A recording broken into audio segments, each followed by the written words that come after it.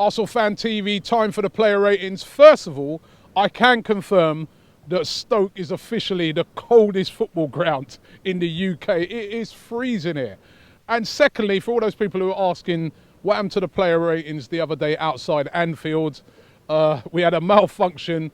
It was pouring down with rain, snow, just about everything, and it ruined our microphone, so we wasn't able to bring you the player ratings. But we're back today with the ratings. Now, first of all, let's start off with, and let me give it to you straight away, man of the match for Arsenal, Cech. Outstanding today. He pulled off a couple of outstanding saves. His distribution was excellent. He caught the ball perfectly. He was just outstanding. To be fair, both goalkeepers in the game were outstanding, but Cech for me was the man of the match. I'm going to give Cech a 9 out of 10. Let's move to right back, Hector Bellerin. I thought he had a decent game. I think the back four, to be fair, played decently today. Hector Bellerin, I'm going to give Bellerin 7.5 out of 10. MERTESACKER, I thought was okay as well today. Didn't really put a foot wrong. Decent game by MERTESACKER, 7.5 out of 10 for as well. And then alongside him, Koscielny again. You know, this is a difficult place to come for defenders. We've seen in the past our defenders get bullied, but he stood firm, 7.5 for Laurent Koscielny. On the other side, Nacho Monreal, yet again, solid as a rock, 7.5. I thought the back four did well. They did tire towards the end, and then there was a few more chances created, but on the whole, decent. Matthew FLAMINI in front of them. I thought FLAMINI, to be fair, again, had a decent enough game. Was marshalling the troops, was solid in there in the tackles, didn't shirk his duties at all.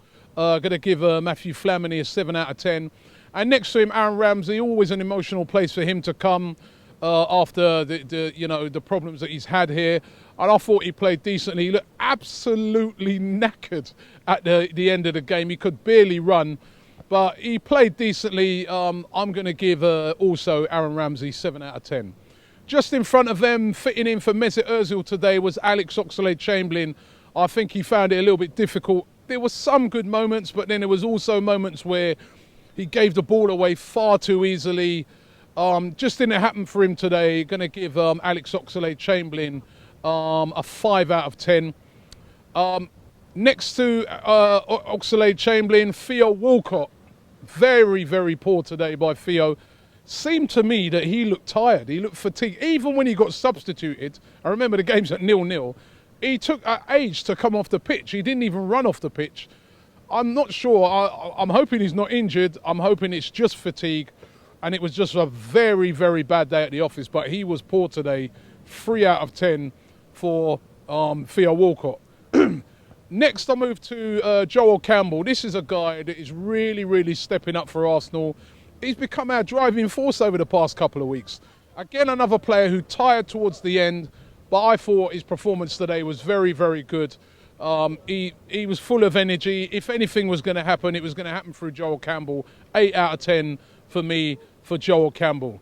Olivier Giroud, a quiet game for Giroud. He tried some little flicks and that, brought out a good save out of Butland with a header, but a quietish game for Giroud. Although not a bad game. I'm going to give Olivier Giroud 6.5 out of 10. We move to the substitutes. Not really much time for any of the substitutes to do anything. Callum Chambers was on for a very short period of time. So just going to give him a 5 out of 10 standard.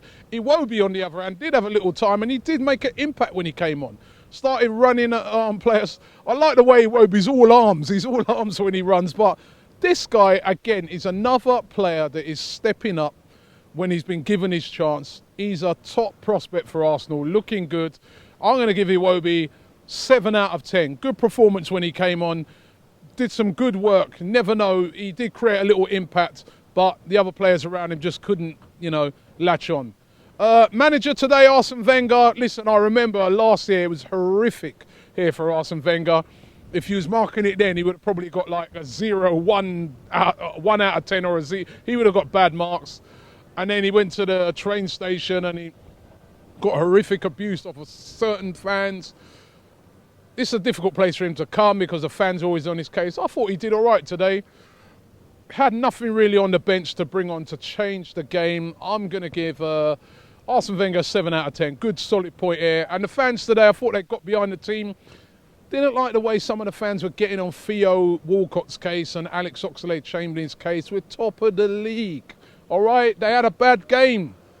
You know what I mean? They had a bad game, but we're top of the league. We ground it out. We didn't lose. We've had 2 difficult games on the road. So, listen, fans, you're all right today, but I'd say lay off a bit of it. It weren't all fans. There was a guy behind me, and he kept saying, listen, let's get behind these guys. Let's encourage them. Fans today, 7 out of 10. Freezing cold as well. And the amount of fans that were here, the turnout was absolutely brilliant. So that's it. Goodbye to the Britannia for another year. Listen, next time you're doing a fixture list for here, do it in the summer. But the performance by everyone, the 2 teams as well, I thought Stoke were very much better. Is this a good point? Is this a positive point or a negative point? We're still hanging in there. We need to win because Man City now starting to click into gear, and we needed that bit of a gap.